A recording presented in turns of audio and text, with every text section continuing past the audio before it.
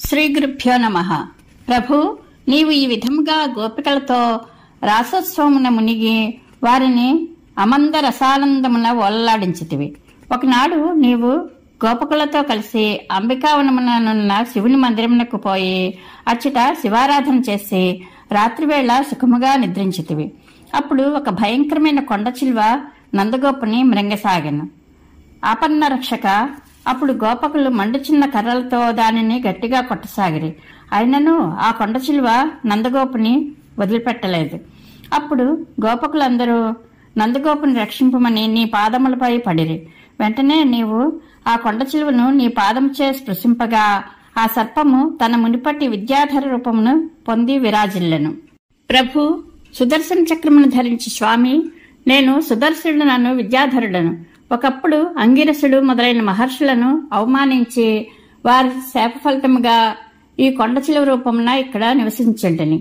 నీ పాదస్పర్శన వలన నా శాపం తీరిపోయింది అని నిన్ను స్తుతించు అతడు తన లోకములకు పోయిను. తర్వాత గోపాలకులందరూ సంతోషించి కలిసి గోకులమునకు వెళ్లిపోయారు. స్వామి, ఒకనాడు నీవు బలరాముడు గోపికలతో కలిసి యమునా నదీ తీరమున విహరించుంటిరి. అప్పుడు శంఖచూడుడను కుబేరుని యొక్క సేవకుడు కొందరు గోపికలను అపహరించుకుని పోయాను. వెంటనే నీవతనిని వెంబడింపగా భయముచేనతడు ఆ స్త్రీలను వదిలిపెట్టి పారిపోయాను. అయినను నీవు ఆ దుష్టుని సంహరించి అతని యొక్క శిరోరత్నమును తీసుకొని అన్నయ్య అయిన బలరామునికి ఇచ్చితివి. దేవా, నీవు నీ స్నేహితులైన గోపాల బాలకులతో కలిసి వనములందు తిరుగుచుంటివి. నీవు మన్మథుని కంటెను మనోహరుడవు, మురళిని మధురముగా మ్రోగించుంటివి. దేవతా స్త్రీల కన్నులకు కూడా ఆనందమును కలిగించు సుందరాకారుడవు. అట్టి నిన్ను తలుచుకుని గోపికలు అనేక విధములుగా విరహతాపమునకు లోనైరి. ప్రభు, ఒకనాడు అరిష్టాసురుడను కంసుని భృత్యుడొక్కడు వృషభము యొక్క రూపమును ధరించి నీ ముందు నిలబడెను. ఆ రాక్షసుని దృష్టి మహాభయంకరముగా నుండెను. అతని శబ్దం కూడా చాలా కర్ణ కఠోరముగా నుండెను. దేవా, ఆ వృషభం యొక్క గొప్ప ఆకారము లోకభయంకరము. అట్టి అరిష్టాసురుడు గోవుల మందలో ప్రవేశించి వాటిని బెదరగొట్టి సమస్త వేదస్వరూపుడవగు నీ దగ్గరకు చేరను. అసురారి ఎత్తైన కొమ్ములతో వృషభ రూపములనున్న ఆ భయంకర రాక్షసుడు నిర్భయముగా నిన్ను పొడచుటకై నీకు అభిముఖముగా పరిగెత్తుకుని వచ్చిచుండెను. అప్పుడు నీవు దుష్టరాక్షసుని పట్టుకుని సంహరించితివి. ఆ విధముగా దేవతలందరినీ సంతోషపెట్టితివి. స్వామి, నీ లీలలు విచిత్రములు. నీవు వృషభాసును సంహరించట వలన భూమండలమున ధర్మము సుస్థిరమైనది. అందువలన దేవేంద్రుని మనస్సు ఊరట చెందెను. అంతట దేవతలు నిన్ను ఎంతయూ శ్లాఘించిరి.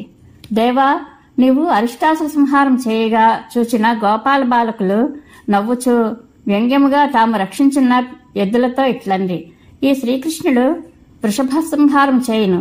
ఓ ఎద్దులారా, మీరు తొందరగా పరిగెత్తుడు. ఈ విధముగా పలుకుచున్న గోపాలకులతో కలిసి నీవు ఇంటికి వెళ్ళితివి. అట్టి గురువాయూరు పురవరాధీశ, నన్ను రక్షింపుము. ప్రభు, కేశియన్ రాక్షసుడు భోజరాజైన కంసునకు చాలా ప్రియమైన వాడు.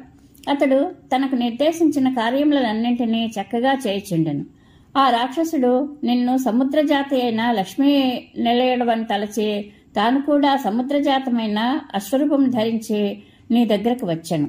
దేవా, ఆ దుష్టుడు అశ్వరూపమును దాల్చి తన భయంకరమైన సకిలింపులచే సమస్త లోకములను భయపెట్టుచుండెను. అట్లే అతడు గోకులమునకు వచ్చి పీడింపసాగాను. ఇంతలో నీ దృష్టి అతనిపై పడెను. అది గమనించి వెంటనే అతడు నీ ముందుకు వచ్చెను. దేవా, పూర్వకాలమున మహర్షులు త్రిమూర్తులలో శ్రేష్ఠుడు ఎవ్వరో తెలుసుకుని రమ్ము అని భృగు మహర్షిని పంపిరి. ఆ మహర్షి వైకుంఠమునకు వెళ్లి విష్ణువు యొక్క ఎదపై తన్నెను. తార్ష్యరూపమునన్న కేశి రాక్షసుడు తాను కూడా భృగు మహర్షి వల్లే తార్ష్యవాహనుడవైన నీ యొక్క వక్షస్థలమందు అజ్ఞానముచే తన్నుటకు సిద్ధపడెను. ఈ కేశి రాక్షసుడు ఆ భృగు మహర్షి చర్యను వినియున్నాడో ఏమో. కేశవ, నీవు ఆ కేశి రాక్షసుని పాదతాడమును తప్పించుకొని అతనిని ఒడిసి పట్టుకుని చాలా దూరము విసిరితివి. అందువలన ఆ రాక్షసుడు క్షణకాలము మూర్ఛిల్లెను. తరువాత తేరుకొని అతి కోపంతో నిన్ను తినివేయుటకన్నట్లు పరిగెత్తుకుని నీ మీదకి వచ్చెను. కేశసూదన, అప్పుడు నీవు ఆ వాహనమును దండించుటకై దాని ముఖమందు నే వాహాదండమును చొప్పించితివి. అందువలన శ్వాస ఆడక ఆ కేశరాక్షసుడు చనిపోయాను. అశ్వరూపం ధరించిన అతడు నీలో ఐక్యమందెను. యజ్ఞప్రియ, యజ్ఞమందు పశువును వధించినచో, ఆలంబనం చేసినచో దేవతలు సంతోషింతురు. అట్లే నూతనమైన ఈ అశ్వమేధము అనగా అశ్వరూపంలో ఉన్న కేశరాక్షసుని వధను నీవు చేసినందువలన దేవతలు సంతోషించి కేశవుడని పేరుతో నిన్ను స్తుతించిరి. నారాయణ, నారద మహర్షి కంసుని దగ్గరకు వచ్చి నీవు వసుదేవుని పుత్రుడవని జరిగిన వృత్తాంతమునంతయును అతనికి తెలిపాను. అందువలన కంసునకు వసుదేవునిపై మిక్కిలి కోపం కలిగి అతనిని చంపటకే ప్రయత్నించెను.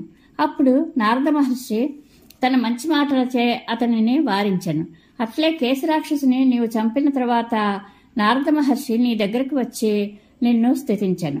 లీలామయ్య, ఒకప్పుడు నీవు గోపాల బాలకులతో కలిసి అడవియందు నిలాయన క్రీడ ఆడుకొంచుంటివి. అప్పుడు మయాసుని పుత్రుడైన వ్యోమాసురుడు నీ దగ్గరకు వచ్చెను. అతడు దేవతలను ద్వేషించువాడు, గొప్ప మాయావి, సర్వజ్ఞ. గోపాల బాలురు చోరులుగా పాలకులుగా మారి ఆటలాడుకుంటుండగా వ్యోమాసుడు ఆ బాలులతో కలిసిపోయి దొంగగా మారెను. అతడు గోపాల బాలులను పశువులను ఎత్తుకుని పోయి గుహలయందు దాచిపెట్టి వారు బయటకు రాకుండా బండరాళ్లను అడ్డుపెట్టెను. వ్యోమాసుని దుష్ట ప్రయత్నమును గుర్తించి నీవు ఆ రాక్షసుని సంహరించితివి. ప్రభు, ఇటువంటి అద్భుతమైన క్రీడలచే గోకులంలో నున్న వారికి అడుగడుగునను నిత్యనూతనమైన అంతులేని ఆనందాతిశయమును కలిగించుంటివి. అట్టి పరమాత్మ రూపుడవైన గురువాయూర్పురవరేశ, నన్ను కృపతో రక్షింపుము. ఇది సుదర్శనుడను గంధర్వునకు శాప విముక్తి, శంఖచూడ వృషభాసురుల సంహారము, కేశీ వ్యోమాసురుల వధ సమాప్తము. శ్రీకృష్ణానుగ్రహ ప్రాప్తిరస్తు. శుభం భూయాత్.